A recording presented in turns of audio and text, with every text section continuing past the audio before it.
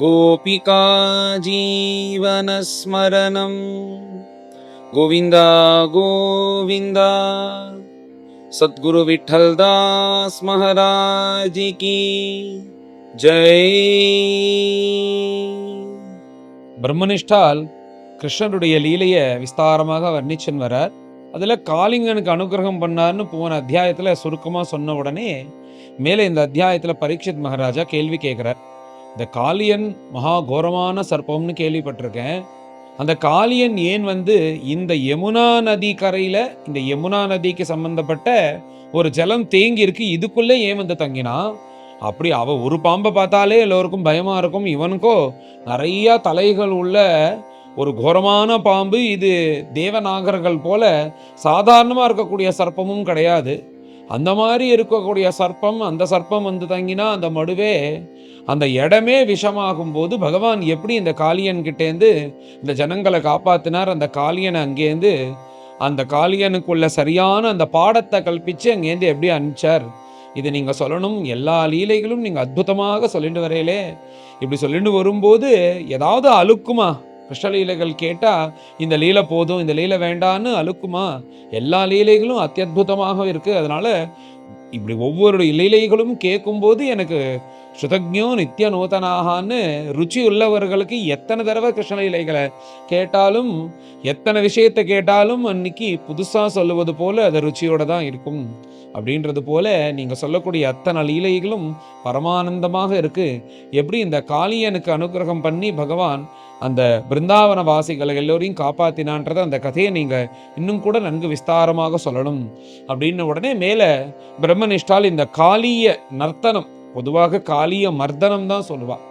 என்னன்னா அந்த காளியனுடைய திமிர அடக்கிறாராம் பகவான்.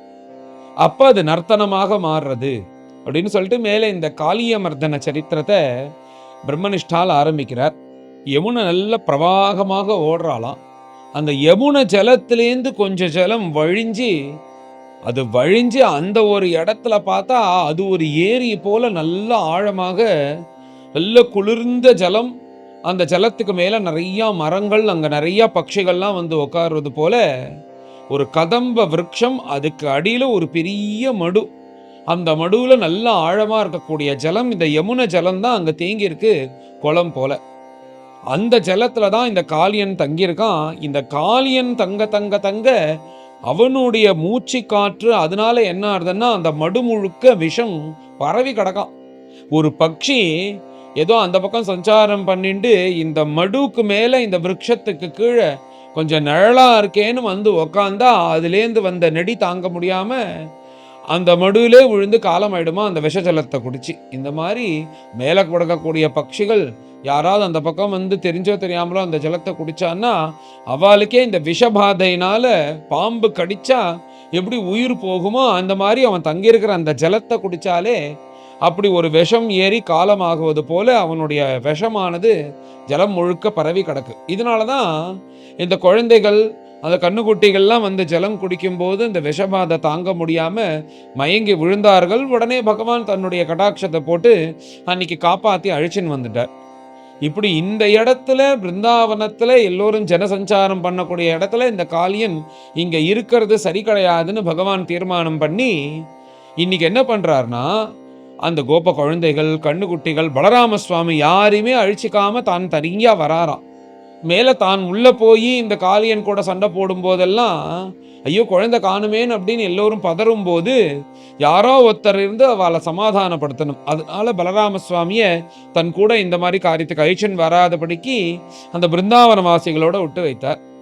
இதில் இன்னொரு கூடமான ஒரு அர்த்தம் வேடிக்கையாக பெரியோர்கள்லாம் சொல்லுவா. என்னதான் காளியன் ஒரு கொடூரமான சர்ப்பமாக இருந்தாலும் இந்த பலராம சுவாமியும் ஆதிசேஷனுடைய அம்சமாக சொல்லப்பட்டது. அதனால இவர் 2 பேரும் பாம்பு கோஷ்டியோன்னும் அந்த மாதிரி இவரை வச்சுட்டு அந்த சஜாத்தியாக இருக்கக்கூடிய அவர் ஏதாவது பண்ணால் அவன் பாட்டுக்கு இருந்துட்டு போட்டோமே, அவனால் என்னென்னு அந்த சஜாத்தி அபிமானம் இருக்குமா. அதனால பலராம சுவாமி வந்தான்னா இந்த மாதிரி ஏதாவது சொல்லிட்டாருன்னா அப்புறம் அவர் பேச்சு கேட்குற மாதிரி ஆயிடுமே, அதனால பலராம சுவாமி விட்டுட்டு வந்தார்னு 2 விதமாக சொல்லுவா. ஆனால் உண்மையான காரணம் என்னன்னா, பின்னாடி பிருந்தாவன வாசிகள்லாம் கதரும் போது கிருஷ்ணனுக்கு ஒன்றும் ஆகாதுன்னு சமாதானம் படுத்துறதுக்காக பலராம சுவாமியை விட்டுட்டு வந்தார். மேலே பகவான் தான் தனியாக வரார். வந்து எந்த மடு அந்த குளம் மாதிரி தேங்கி இருக்கிற அந்த ஜலத்து குளத்தாங்கரையில ஒரு கதம்ப விருட்சம் இருக்கான்.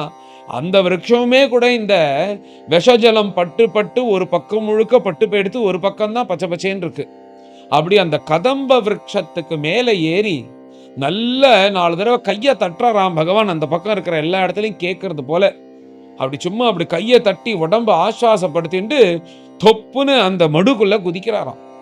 பிரம்மனிஷ்டால் வர்ணிக்கும் போது இப்படி சின்ன குழந்தை தான் கிருஷ்ணர். அவர் அப்படி குதிச்ச உடனே அந்த குளமே கடிகலங்கி நிறைய ஜலம் திருச்சி வெல்ல அப்படி தெளிக்கிறதா. அப்படி விஸ்வம்பரனாக பகவான் இப்ப பகவானாக உள்ள குதிக்கிறார். இந்த காளியனை இங்கேருந்து கலப்பணுன்றதுனால அப்படி ஒரு பாரம் உள்ள போட்டா ஜலம் முழுக்க வெளில வருமானோ அந்த மாதிரி ஒரு அருவி போல திருச்சி ஜலங்கள்லாம் கீழே விழுறது இந்த பகவான் குதிச்ச உடனே. அந்த மடுவுல அந்த ஜலத்துல அடி ஜலத்துல நல்ல சீதளமாக குளு குளு குளுன்னு இருக்கிற ஜலத்துல தான் அந்த காளியன் இருக்கான்.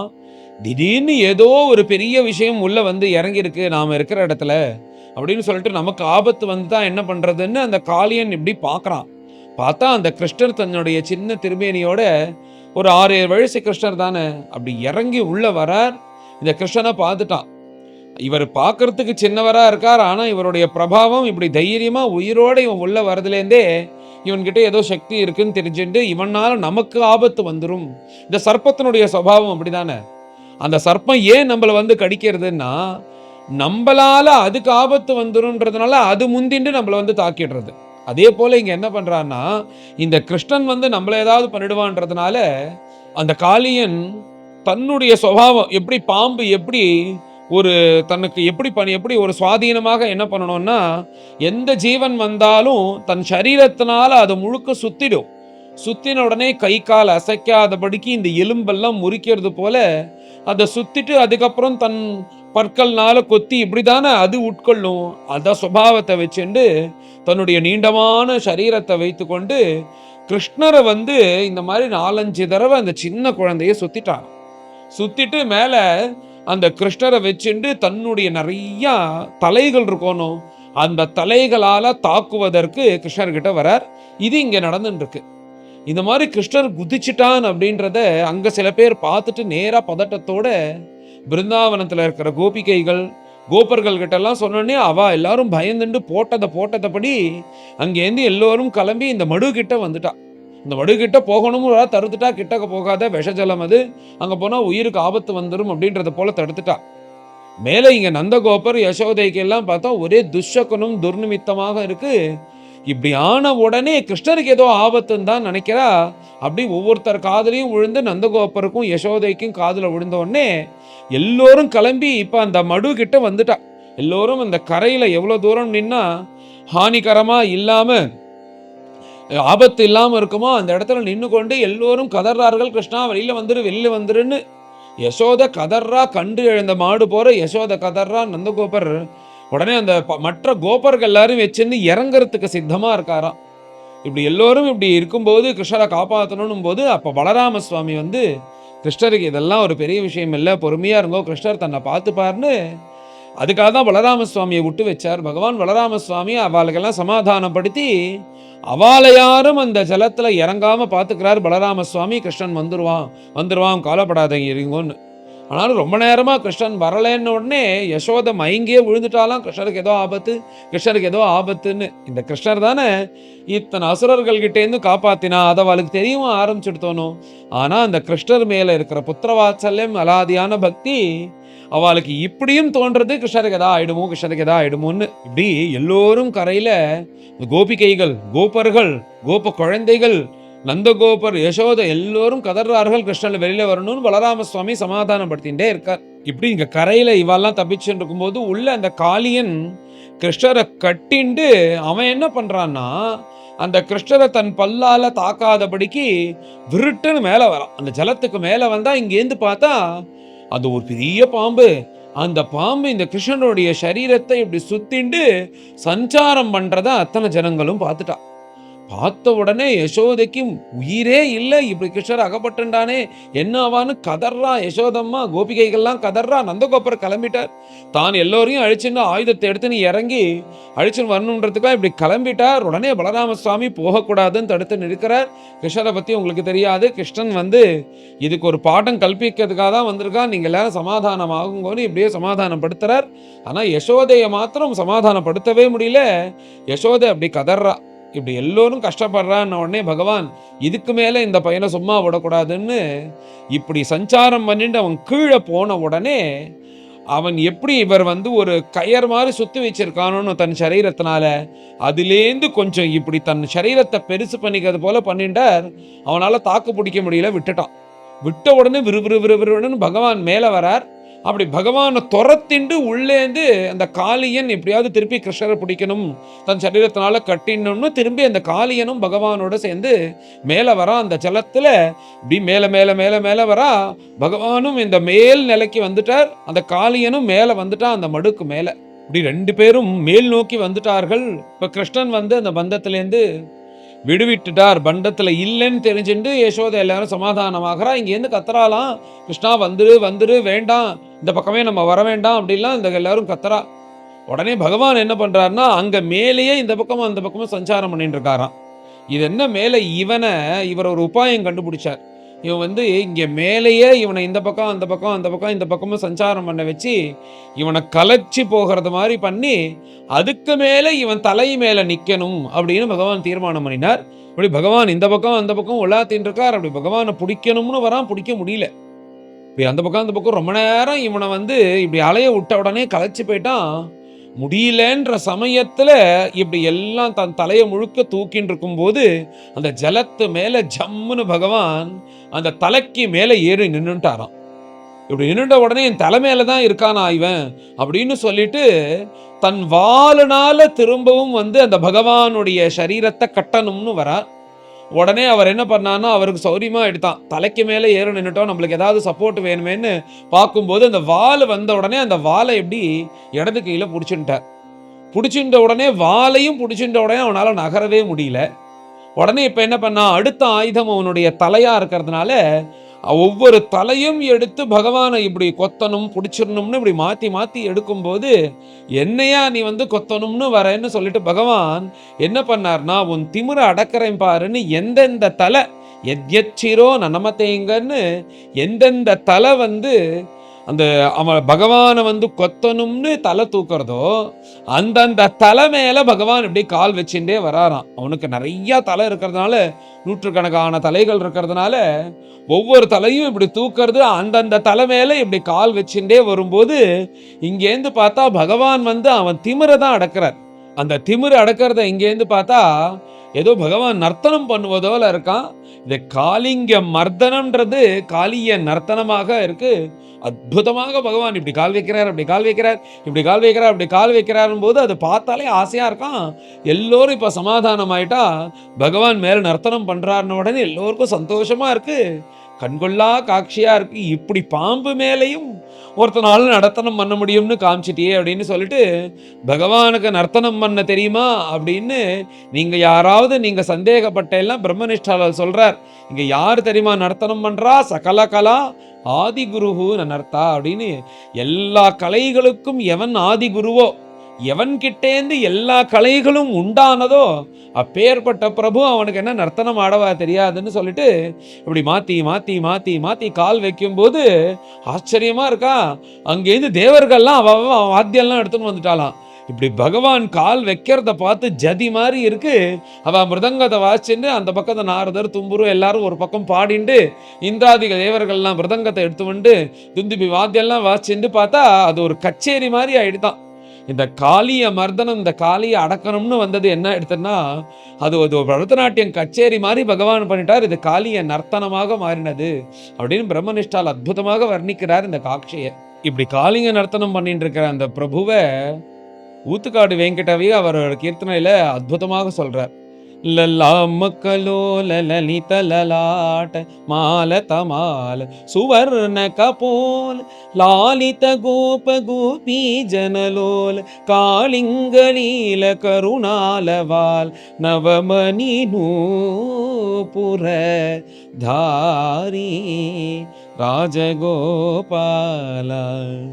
मणि नूपुर धारी कंकण किंकिणी गणमणि नूपुर धारी मुकुट विराजित शिकुर मनोह मुदिर समकर कळेबर किंकिणी गणमणि नूपुर धारी राजगोपाल ललामकलोल ललित ललाट மாலதமால் சுவர்ண கபோல.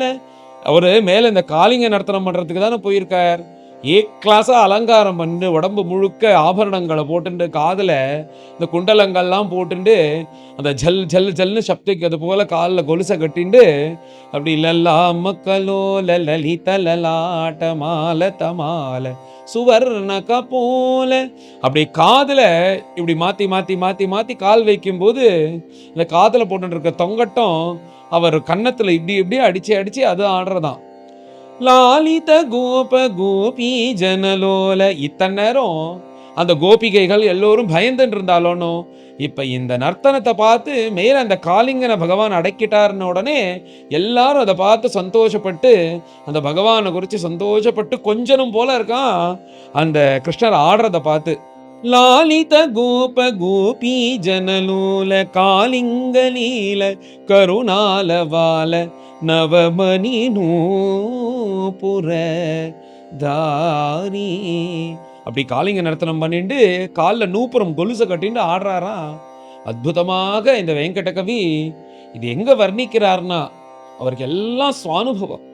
அந்த சுவானுபவத்தை வர்ணாருக்குடியில இந்த மஞ்சளாறுன்னு சொல்லக்கூடிய அந்த குளத்தாங்கரையில் உட்கார்ந்து கொண்டு கிருஷ்ணரை பரிபூர்ணமாக அனுபவித்து கொண்டு இந்த கீர்த்தனைகள்லாம் பாடுற அற்புதமான கீர்த்தனைகள். அப்படி இந்த காளிங்க நர்த்தனம் என்ன அவருக்கு பிடிச்ச அந்த அவசரமே காளிங்க நர்த்தனம் தான். அந்த காளிங்க நர்த்தன மூர்த்தியை நினைத்து கொண்டு இப்படி அற்புதமான ஒரு கீர்த்தனை. அந்த ஊதுகாடு வெங்கட கவி எத்தனையோ மகான்கள் இந்த காளிங்க நர்த்தனத்தை வர்ணிச்சிருக்கா. அந்த எல்லா கீர்த்தனைகளும் பாடலாம் சொல்லிகிட்டே இருக்கலாம் கதைகள். இது எல்லாத்துக்கும் காரணம் மூல காரணம் ஆதாரமாக இருந்து கொண்டு பிரம்மனிஷ்டால் சகலகலா ஆதிகுருஹு நனர்த்தான்னு எல்லா கலைகளுக்கும் ஆதிகுருவா இருக்கக்கூடிய பிரபு இப்படி நர்த்தனம் பண்ணினார்னு அந்த காட்சிய தேவர்கள் பார்க்கறா, கோபர்கள் பார்க்கறா, கோபிகைகள் பார்க்கறா, கோப குழந்தைகள் பார்க்கறா, நந்த கோபர் யசோத பலராம சுவாமி எல்லோருக்கும் பரமபாக்கியமா. இதுல ஒருத்தன் கஷ்டப்பட்டு இருக்கான். அது யாருன்னா அந்த காளியன் மாத்திரம்தான். பாக்கி எல்லோரும் சந்தோஷப்பட்டு இந்த காளிய நர்த்தனத்தை பார்த்துட்டு இருக்கா அப்படின்னு பிரம்மனிஷ்டால் அற்புதமாக இந்த காளிய நர்த்தனத்தை வர்ணிக்கிறார். இப்படி காளிங்க நர்த்தனம் பண்ணிட்டு இருக்கிற அந்த பிரபு இவர் வைகுண்டவாசின்னு அப்புறம் தான் தெரிஞ்சுட்டான் காளியன். இப்ப அவனுமே தெரிஞ்சிட்டான் இந்த பகவான்கிட்ட இப்படி நாம சண்டை போட்டு ஜெயிக்க முடியுமா அப்படின்னு தன் மனசை மாத்தின்ற உடனே இப்ப மேல என்ன ஆறுதுன்னா பகவானும் கொஞ்சம் அவருடைய வீரியத்தை கம்மி பண்ணிக்கிறார். கம்மி பண்ணிட்டு இப்படி பார்த்துட்டே இருக்கும்போது அந்த ஜலத்திலேந்து அற்புதமான நாககன்னிகள் வெளியில வரா. இவ யாருன்னா காளிகனுடைய சம்சாரங்களா நாகபத்னிகள். அந்த நாகபத்னிகள் பகவானை குறிச்சு சரணாகதி பண்ணி மேல சாஷ்டாங்கமா நமஸ்காரம் பண்ணி அப்படியே ஸ்தோத்திரம் பண்றார்கள். அற்புதமான ஒரு ஸ்லோகம் நாகபத்னி ஸ்தோத்திரம்னு சொல்லுவா. என்ன சொல்றாருன்னா நியாயோஹி தண்டஹா கிருதகேல்பிஷேஸ்மின். நீங்க இந்த தண்டனை கொடுத்தேலே எங்க ஆத்துக்காருக்கு மேல தலையில நின்றுட்டு எப்படி அவரை கஷ்டப்படுவது போல சிரமம் படுவது போல பண்ணினதுதான் சரி. நீங்க எதுக்கு அவதாரம் பண்ணிருக்கீங்க? தவாவதாரஹா கல நிகிரஹாயன்னு. யாரெல்லாம் அசத்தனம் பண்றானோ கெட்டத்தனம் பண்றானோ அவளுடைய திமிரை அடக்கிறதுக்காகவும் அவளை சம்ஹாரம் பண்றதுக்காக தானே நீங்க பிறந்திருக்கேள், நீங்க வந்திருக்கேள். அதனால நீங்க பண்ணது தப்புன்னு நாங்க சொல்லவே மாட்டோம். இவர் திமிராக உங்களையே பிடிச்சி உங்களை சம்ஹாரம் பண்ணிடணும்னு நினைச்சு வந்தது தப்பு. அதுக்கு நீங்க கொடுத்த தண்டனை ரொம்ப சரி. ஆனாலும் இவர் இப்ப தெரிந்துட்டார், அவர் மனசு தெரிந்தது போல இருக்கு, அவருக்கு நீங்க அனுக்கிரகம் பண்ணணும்னு எப்படி நாகபத்னிகள் அழகாக ஸ்தோத்திரம் பண்ணிட்டு வரா அந்த பகவானை பார்த்து. எங்களுக்கு தெரிஞ்சது என்ன அப்படின்னா, மகான்களுடைய கோபமோ, பகவானுடைய கோபமும் கூட ஒருத்தன் திருந்திட்டான்னா, அதுக்கப்புறம் அது அனுக்கிரகம் தான் அவனுக்கு. திருந்தாத வல்லியம் தான் அந்த கோபம் சாபமாக மாறும். திருந்திட்டான்னா மகான்களுடைய கோபமும், பகவானுடைய கோபமும் அனுக்கிரகமா ஆயிடும்னு சொல்றா. அந்த மகான்களுடைய கோபம் தானே அந்த நலகோபுர மணிகிரீவன பரமபக்தனாக மாத்தினது. அது தெரிஞ்சுட்டு நாகபத்னிகள் சொல்றாளாம், இப்ப உங்களுடைய கோபமும் என்னன்னா, என் ஆத்துக்காருக்கு இவர் தெரிந்ததுனால அது அனுக்கிரகமா மாறப்போறது. எப்பேற்பட்ட அனுக்கிரகத்தை பண்ணியிருந்தீங்க எங்க ஆத்துக்காரருக்கு. இவர் வந்து உங்களை எப்படியாவது அடக்கணும்னு தான் வந்து இவர் தலையை தூக்கினார். ஆனா நீங்க என்ன பண்ணேன்னா, எந்த திருவடி மகாலட்சுமி தேடுறாளோ, எந்த திருவடி தூளி வேணும்னு மகாலட்சுமி தேடுறாளோ, எந்த திருவடி தூளி வேணும்னு மகான்கள்லாம் வீடு வாசல் மனைவி மக்கள்லாம் தியாகம் பண்ணிட்டு தேடுறாளோ, எந்த திருவடி தூளி வேணும், எந்த திருவடி தூளில இருக்கிற அந்த ஸ்பரிசம் பட்ட அந்த அர்ச்சனை பண்ண துளசி வேணும்னு பாகவதாலாம் சுத்துறார்களோ, இந்த மாதிரி அப்பேற்பட்ட உயர்ந்த பிரபு திலோகாதிபதி, எல்லா லோகத்துக்கும் அதிபதியா இருக்கக்கூடிய உங்களுடைய அந்த திருவடி, அந்த திருவடியும் அந்த திருவடி தூளியும் ஏன் ஆத்துக்காரர் மேல இப்படி வச்சேலே, எப்பேற்பட்ட பரமபாகியம். மகாலட்சுமி தேடுறா, மகான்கள்லாம் தேடுறா, அப்பேற்பட்ட திருவடியும் அந்த தூளியையும் என் ஆத்துக்காரர் மேல இப்படி ஒரு தடவை இல்ல, நிறைய தடவை 1000 தடவை வைக்கிறாராம் கிருஷ்ணர். எல்லாத்தையும் சர்வஸ்வமும் தியாகம் பண்ணி தன்கிட்ட ஒண்ணுமே இல்லாத தானம் பண்ண அந்த மகாபலிக்கு திருவடி ஒரு தடவை தான் வச்சார் தலையில. ஆனா இந்த காளியனுக்கு பார்த்தா 1000 தடவை மாத்தி மாத்தி மாத்தி வைக்கிறாராம். பெரியவாள்லாம் சொல்லும்போது ஏன் பகவான் இப்படி காளியனுக்கு இப்படி பரமானுகிரகம் பண்ணினார்னா, அவன் எந்த பெரிய தபஸும் பண்ணலைன்னாலும் பிருந்தாவனத்துல வசிச்சானோ, அந்த பிருந்தாவன வாசத்துக்காக தான் அவனுக்கு இப்பேற்பட்ட பாக்கியம் அப்படின்னு தானே முன்னாடி இந்த பூத்தனைக்கும் சகடாசுரனுக்கும் இவா எல்லோருக்கும் மோட்சத்தை கொடுத்ததுக்கு காரணம் என்னன்னு பிரம்மதேவர் சொல்ல போறார்.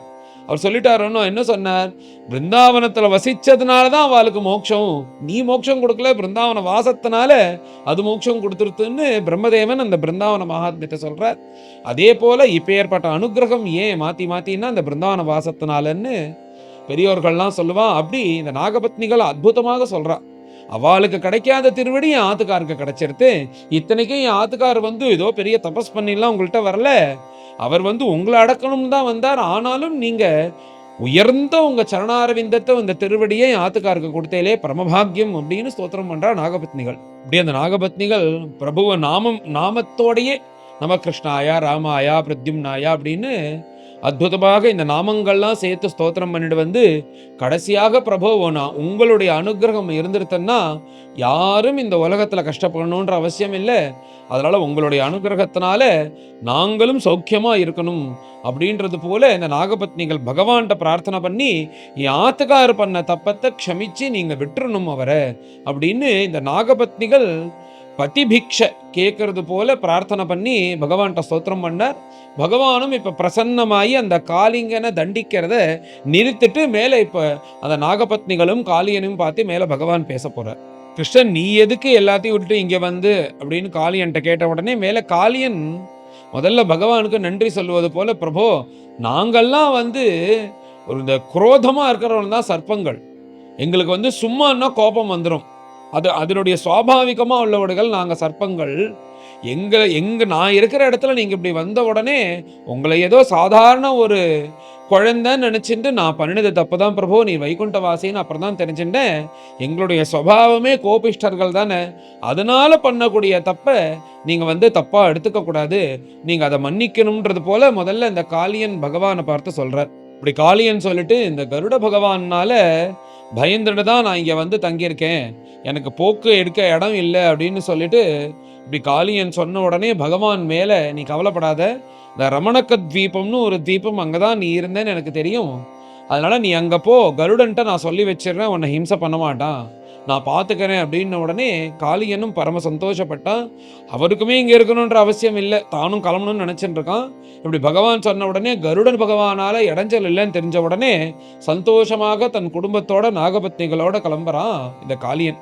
அப்படி கிளம்பும்போது அந்த காளியனை பார்த்து பகவான் சொல்றார் ஒரு பலஸ்ருதி போல, என்ன சொல்றாருன்னா, யாரெல்லாம் வந்து இந்த காளியனர்த்தன சரித்திரத்தையும் ஒன்னையும் என்னையும் இந்த மடிய ஸ்மரிச்சுண்டு 2 வேளை சொல்றார் பகவான், 2 வேளையும் 2 சந்தியா காலங்களையும் இந்த காளிய நர்த்தன சரித்திரத்தை பாராயணம் பண்றாளோ, சிரவணம் பண்றாளோ, இந்த ஜாதகத்துல நாகதோஷங்கள், சர்ப்பதோஷங்கள்லாம் இருக்கும்ல, அது விலகும் அப்படின்னு சொல்லிட்டு பகவான் தன் வாக்குனால சொல்றார். அதனால இந்த மாதிரி ஏதாவது தோஷங்கள் இருந்ததுன்னா, அவ நித்தியபடி இந்த காளிய நர்த்தனத்தை 2 வேளை முடியலன்னாலும், ஒரு வேளையாவது இந்த காளிய நர்த்தன சரித்திரம் 16வது அத்தியாயத்தை பாராயணம் பண்ணுவது, இந்த கதை கேட்கறதுன்னு இந்த 12 வருடம் அந்த தோஷங்கள் நீங்கும். அதனால வரக்கூடிய ஆபத்துகள் வராது அப்படின்னு பகவான் தன் வாக்குனால சொல்றார்.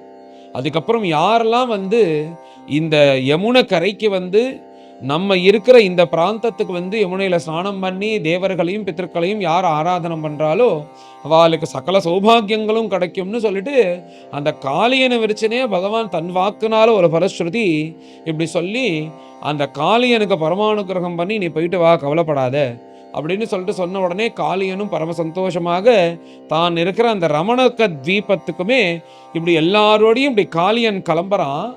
அப்படி காளியன் கிளம்பின உடனே என்னாச்சுன்னா, சில நேரத்திலேயே பார்த்தா அந்த ஜலம் சுத்த ஜலமாக எடுத்து எல்லோரும் சஞ்சாரம் பண்ணி அந்த ஜலத்தை சாப்பிடுவது போல பருகுவது போல அந்த ஜலமானது சுத்தமா ஆயிடுது. இதுக்காக தானே பகவான் கவலைப்பட்டு இந்த காளியனை கலப்பணும்னு வந்தார். அதனால அந்த ஜலமும் பரிசுத்தமா எடுத்து இப்படி எல்லோரும் போறவர்களும் வரகளும் அதை உபயோகப்படுத்துவது போல அந்த ஜலமும் ஆயிடுத்து. அந்த மாதிரி பகவான் இந்த காளியனுக்கு பரமானுகிரகம் பண்ணினார் அப்படின்னு சொல்லிட்டு இந்த காளியன் நர்த்தன சரித்திரத்தை இந்த அத்தியாயத்தை சொல்லி பூர்த்தி பண்றார். மேலே எல்லோரும் கலந்து இந்த அத்தியாயத்தை பாராயணம் பண்ணுவோம். அச்ச ஷோடசோத்யாயः ஸ்ரீசுக உவாச விலோக்ய தூஷிதாம் கிருஷ்ணாம் கிருஷ்ணः கிருஷ்ணஹினா விபுः தஸ்யா விசுத்திமன்விச்சன் சர்ப்பம் தமுதவாசயத். ராஜோவாச கதம் அந்தர்ஜலே அகாதே ன்யக்ருண்ணாத் பகவானஹிம் சவை பகுயுகாவாசம் யதா ஆசீத் விப்ரகத்யதாம் பிரம்மன் பகவதஸ்தஸ்ய பூம்ணः ஸ்வச்சந்தவர்த்தினः கோபாலோதாரச்சரிதம் கஸ்திருப்யேத அமிர்தம் ஜுஷன். ஸ்ரீசுக உவாச காலிந்த்யாம் காளியஸ்யாசீத் ஹ்ரதः கஷ்சித் விஷாக்னினா ஸ்ரப்யமானபயா யஸ்மின் பதந்தி உபரிகாः खगाः விப்ருஷ்மதா விஷோதோர்மிः மாருதேனாபிமர்ஷிதாः म्रियन्ते तीरगायस्य प्राणिनः स्थिरजङ्गमाः तं चण्डवेगविषवीर्यम् अवेक्ष्य तेन दुष्टां नदीं च खलसंयमनावतारः कृष्णः कदम्बम् अधिरुह्य ततोतितुङ्गम् आस्फोट्य गाढरशनो न्यपतद्विशोदे. सर्पह्रदः पुरुषसारनिपातवेग संक्षोभितोरग विशोच्छ्वसिताम्बुराशिः पर्यक्प्लुतः विषकषाय विभीषणोर्मिः धावन् धनुः शतमनन्तबलस्य किं तत् तस्य ह्रदे विहरतो भुजदण्डघूर्ण वार्घोषमङ्ग वरवारणविक्रमस्य आश्रुत्य तत् स्वसदनाभिभवं निरीक्ष्य चक्षुश्रवाः समसरत्तदमृष्यमाणः तं प्रेक्षणीयसुकुमार घणावदातं श्रीवत्सपीतवसनं स्मितसुन्दरास्यं क्रीडन्तम् अप्रतिभयं कमलोदराङ्घ्रिं सन्दश्य मर्मसुरुषा भुजया चछाद तं नागभोगपरिमीतम् अदृष्टचेष्टम् आलोक्य तत् प्रियसखाः पशुपाभृशार्ताः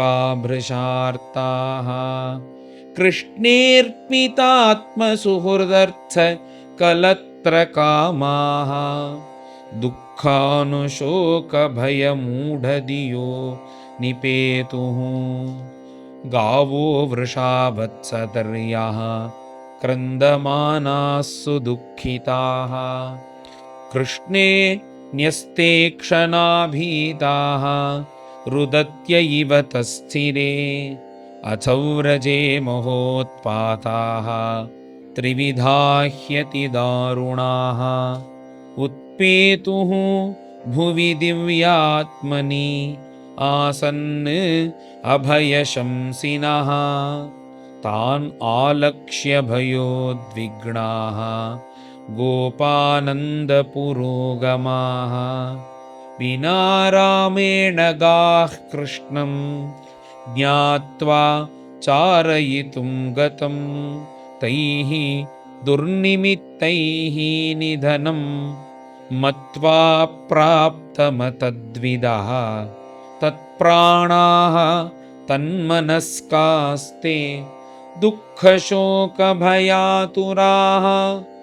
आबालवृद्धवनिताः सर्वेऽङ्गपशुवृत्तयः निर्जग्मुः गोकुलाद्दीनाः कृष्णदर्शनलालसाः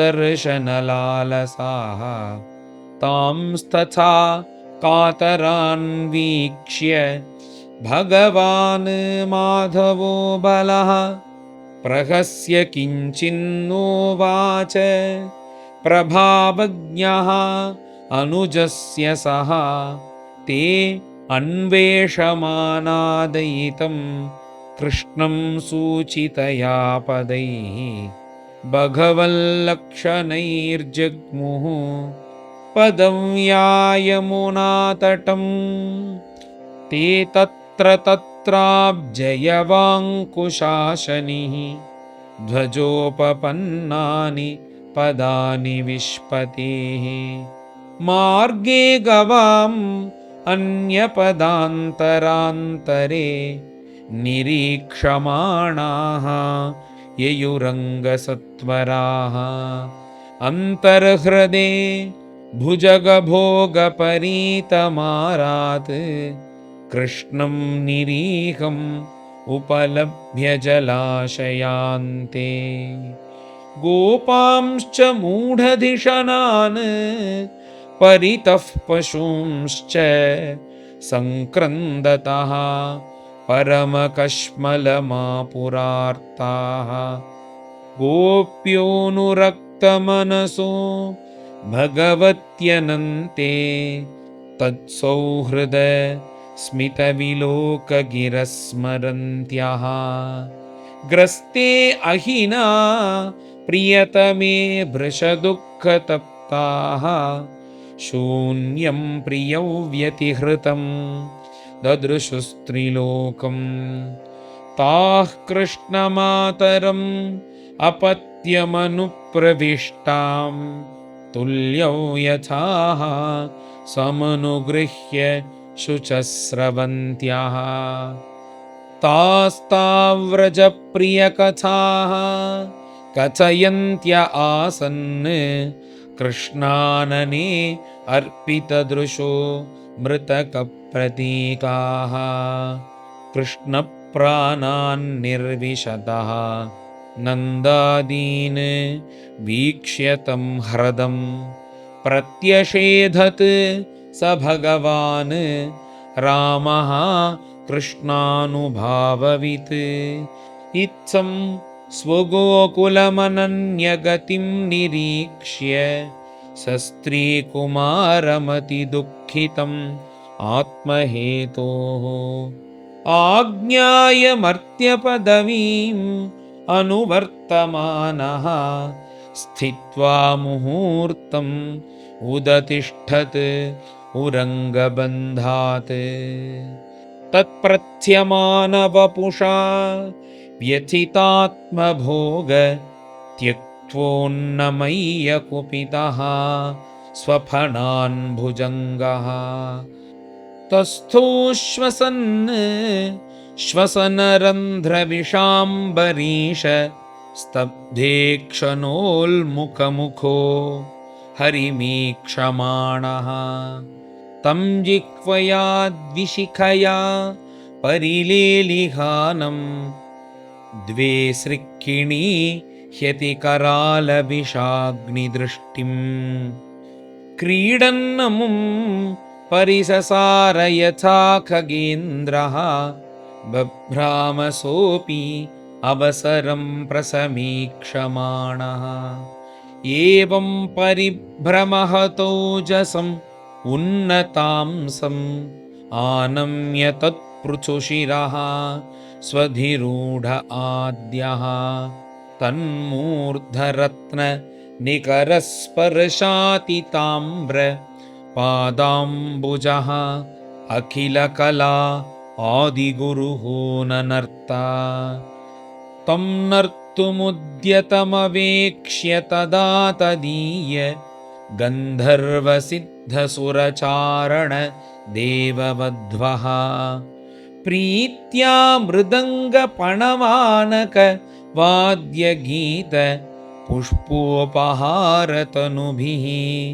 सहसोपसेदुः यद्यच्छिरो न नमतेङ्ग शतैकशीर्ष्णः तत्तन्ममर्द खरदण्डधरो अङ्घ्रिपातैः क्षीणायुषः भ्रमत उल्बनमास्यतोऽसृङ् नस्तोवमन् परमकष्मलमापनागः तस्याक्षिभिः गरलमुद्वमतः शिरस्सु यद्यत्समुन्नमति निःश्वसतोरुषोच्चैः नृत्यन् पदानुनमयन् दमयां बभूवा पुष्पैः प्रपूजित इवेह पुमान् पुराणः तच्चित्रताण्डव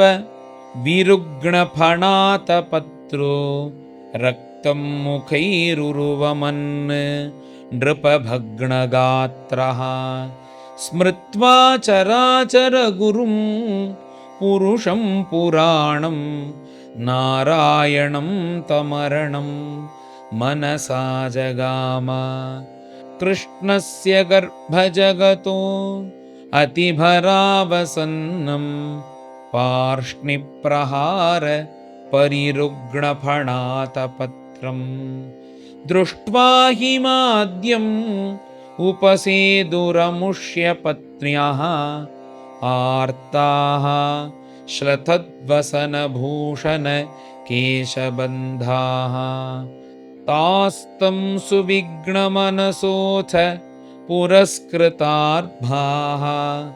कायं निधाय भुवि भूतपतिं प्रणेमुः साध्व्यः कृताञ्जलिपुटाः शमलस्य भर्तुः मोक्षेप्सवः शरणदं शरणं प्रपन्नाः नागपत्न्यौचुः न्याय्यो हि दण्डः कृतकिल्बिषेऽस्मिन् तवावतारः खलनिग्रहाय रिपोः सुतानामपि तुल्यदृष्टेः धत्सेदमं फलमेवानुशंसन्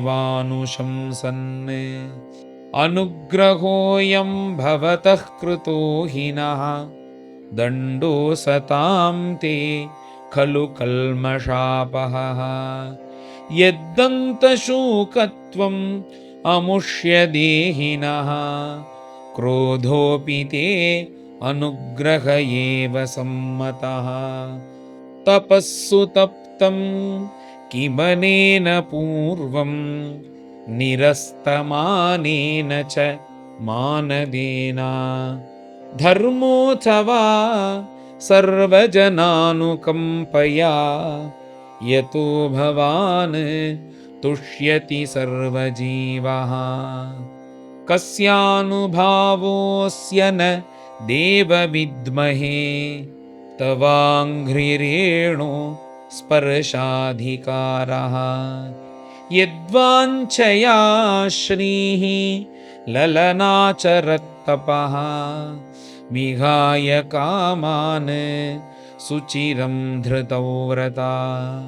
न नाकपृष्ठं न च सार्वभौमं न पारमेष्ठ्यं न रसाधिपत्यम् न योगसिद्धिः अपुनर्भवं वा वाञ्छन्ति यत्पादरजः प्रपन्नाः। तदेष नाथाप दुरापमन्यैः तमोजनिः क्रोधवशोऽप्यहीशः। संसारचक्रे भ्रमतः शरीरिणः यदिच्छतः स्यात् विभवः समक्षः।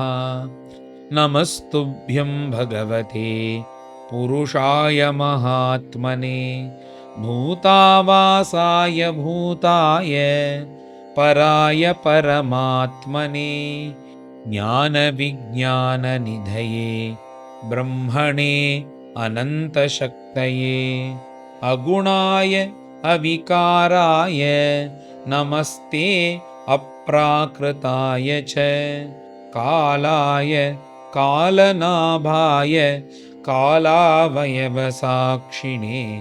विश्वाय तदुपद्रष्ट्रे तत्कर्त्रे विश्वहेतवे भूतमात्रेन्द्रियप्राण मनोबुद्ध्याशयात्मने त्रिगुणेनाभिमानेन गूढस्वात्मानुभूतये नमोऽनन्ताय सूक्ष्माय कूटस्थाय विपश्चिते नानावादानुरोधाय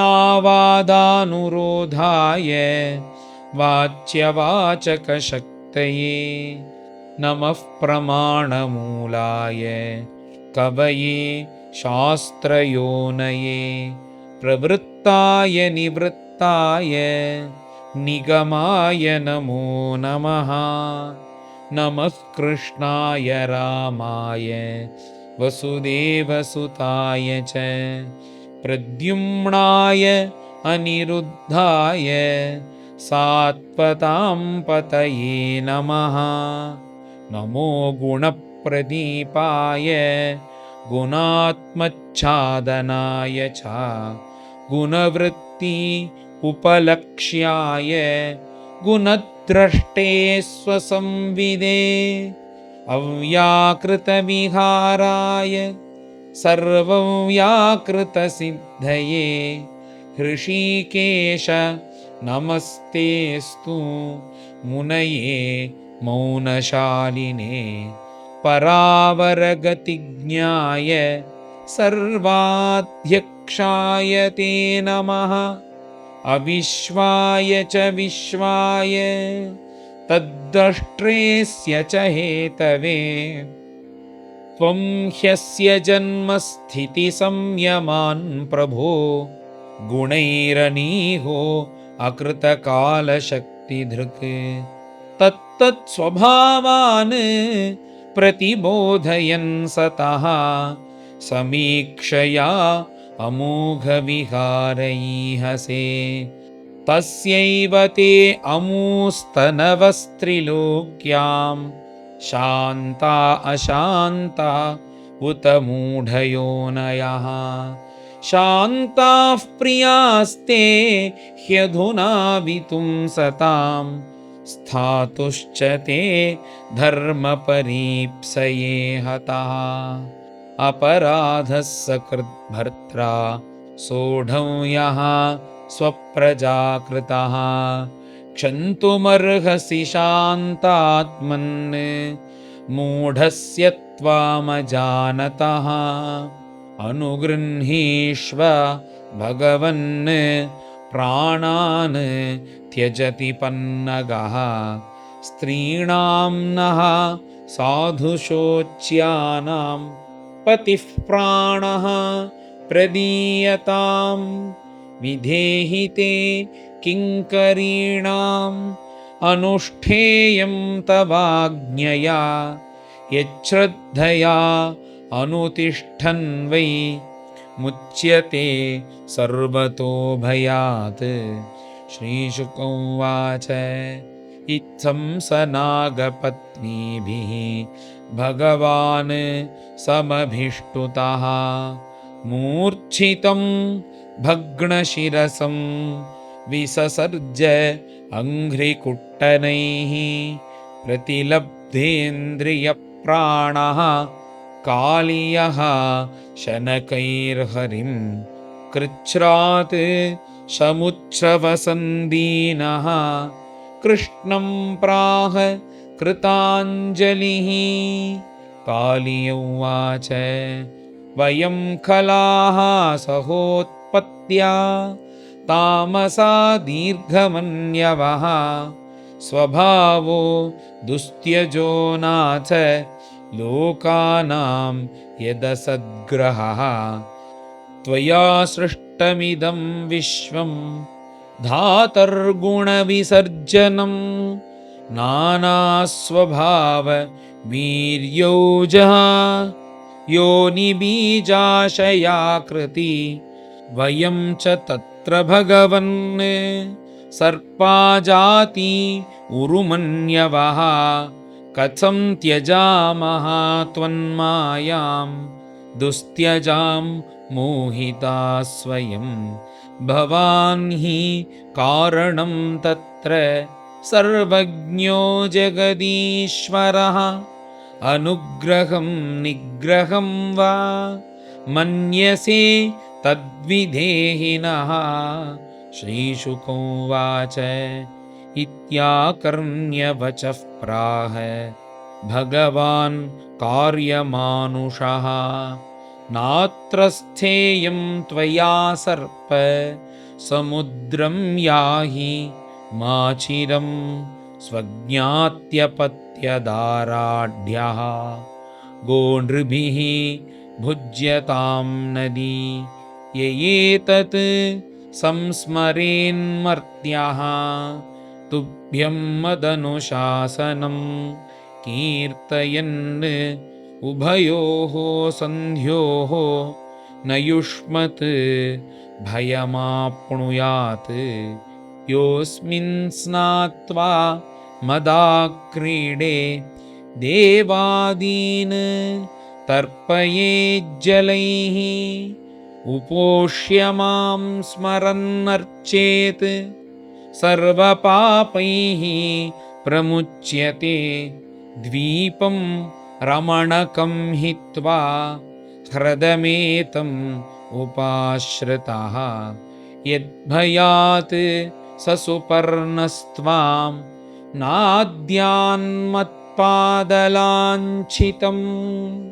श्रीशुक उवाच एवमुक्तो भगवता कृष्णेन अद्भुतकर्मणा तं पूजयामास मुदा नागपत्न्यश्च सादरं दिव्याम्बरस्रङ्मणिभिः परार्ध्यैः अपि भूषणैः दिव्यगन्धानुलेपैश्च महत्या उत्पलमालया पूजयित्वा जगन्नाथं प्रसाद्य गरुडध्वजं ततः प्रीतः अभ्यनुज्ञातः परिक्रम्य अभिवन्द्यतं सकलत्र सुहृत्पुत्रः द्वीपमन्धेर्जगामः तदैव सामृतजला यमुना निर्विषा अभवत् अनुग्रहात् भगवतः क्रीडामानुषरूपिणः। श्रीहरये नमः, श्रीहरये नमः। इति श्रीमद्भागवते महापुराणे पारमहंस्यां संहितायां दशमस्कन्धे पूर्वार्धे कालीयमोक्षणं नाम षोडशोऽध्यायः। गोपिका जीवनस्मरणं गोविन्द गोविन्द। सद्गुरु विठ्ठलदास महाराज की जय।